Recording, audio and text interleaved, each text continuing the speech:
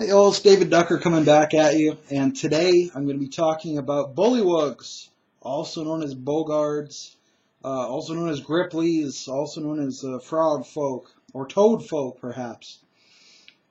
Essentially, humanoid frogs, anthropomorphic amphibians, if you will, and how I do them in my game. So in my game, bullywugs are the masters of the swamps. So they're kind of this boogeyman that lurks in the swampy parts of the world, that sneaks and creeps out of the swamps at night. Perhaps you abduct young children out of their beds and swallow them whole ritualistically in their hideous worship to Sathagwa, the god of gluttony and laziness. So bullywugs, it can easily contrast against lizard folk. A lot of games run lizard folk in a similar kind of way to bullywugs. My lizard folk are more Mesoamerican, Aztec style, living in the jungles and riding on dinosaurs, which leaves the swamps kind of free for another race to take up a great niche there. So I've selected bullywugs. I love amphibians. I think they fit in very well. So, yeah, I touched on they worship Sathagwa typically. You could definitely plug in any other kind of blasphemous god from your setting. The Titans from a Greek setting, or the Jotun from a Norse setting.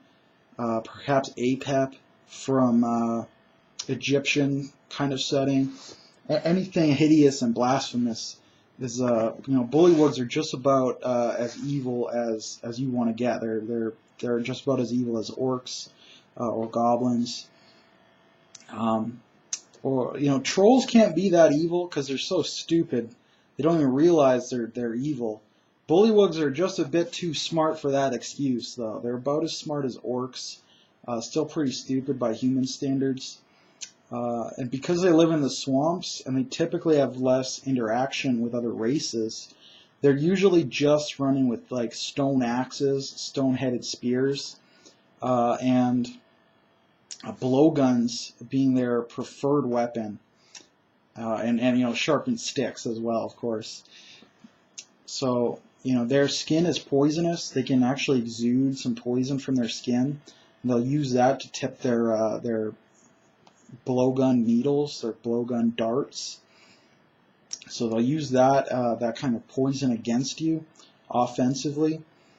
They can also use their tongue. It's somewhat prehensile. They can use that as a weapon to manipulate you in combat, or perhaps snatch your weapon or shield away. Or if you're a hobbit or small size, they might just eat you alive at that point. So they're kind of the supreme swamp hunters in my setting. They are hunter-gatherers. Like I said, they have primitive weapons. To contrast, orcs would also have stone tools, except that they run into other races often enough that they snatch all their gear up. So bullywugs typically have less interaction with other races, so they have to make their own gear, which is why it's stone. But this makes them a bit more mysterious than orcs as well. Everyone kind of knows about orcs, that they're these raging beasts that live in the forest. But bullywugs are more mysterious. They're stealthy. Even their communities are typically built like mud huts or hillocks in the swamp, in a relatively dry area of the swamp. So even their villages are fairly camouflaged. They eat a lot of their food raw, so they don't often have fires going on. Very hard to find them. So you get this gray air of mystery with the bullywugs, where they're so much like a boogeyman. Nobody really knows about them. Nobody goes into the swamp that often. So you get a lot of great mystery out of them. As I said, they worship Sathagwa. So they can make blood sacrifices to Sathagwa, especially children, especially feeding the children to a high priest, or to giant toads. You could have them mounted on giant toads as a kind of like cavalry. I think that might be a little high fantasy, a little silly, but you could easily make it work as well. I could see incorporating that, especially for the high priest, if there's only one guy, and it's kind of a big deal that he has this giant toad mount. That could be pretty cool. Or if maybe they keep it in a cage or in a pen or a pit, and they feed their sacrifices to it. You know, and you got the classic scene where they hurl the heroes down.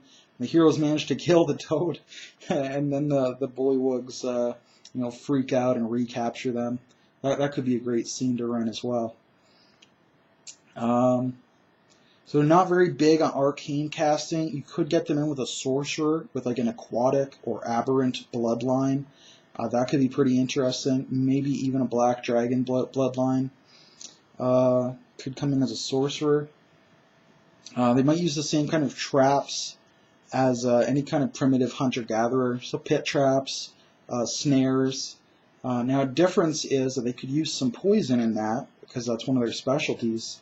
So a pit trap with some spiked bamboo stakes at the bottom that are coated in poison. That's right up their alley. Or even a punji stick kind of trap, which coated in poison. You know, a sharpened bamboo stake underneath a very tiny kind of pit trap. Just something that your foot might go through, and it'll impale your foot and poison you. That would be right up their alley. They're very much ambush predators, stealthy, slinking hunters. They would war against other tribes. Their government being very tribal, very family clan based. They'd war against each other quite a bit, kind of stealing females from each other to keep their gene pools fresh. So you could get definitely some skirmishing kind of combat against each other that way. That'd be very interesting for them. You could do a couple of interesting things with their biology, much like lizard folk, how they're cold-blooded, how they have like a spawning pool. So the females just how they need to lay their eggs in the water, how they hatch up, and they kind of raise the young communally. Something like that could be very interesting. To try to flesh their culture out just by drawing on their unique biology.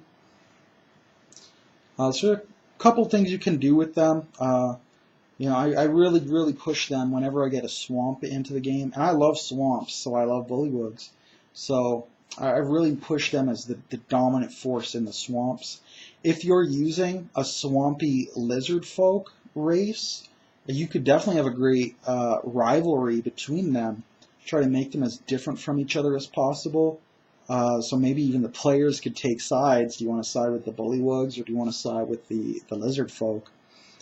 For me, I don't usually get enough out of the swamp to do that. And I like to have jungles, so I just move the lizard folk all into the jungle and just keep them very separate. They each have their own domain. They're each masters of those domains. But there's a lot of room, depending on your campaign mode. If you have no jungles, then throw the lizard folk into the swamp and have that rivalry. Great idea. That's about all I got to say about Bullywugs. Not a very complicated race. Often overlooked, however. And I think they can fill a pretty interesting niche. You can find quite a few uses for them. Especially, like I said, if you're not using... If you are using lizard folk somewhere else, take your lizard folk out of the swamp, give the Bullywugs some spotlight in the swamp. That would be my advice. So I'm going to be signing out now, and I hope you'll look forward to some more race videos and how I run them. Have a good day.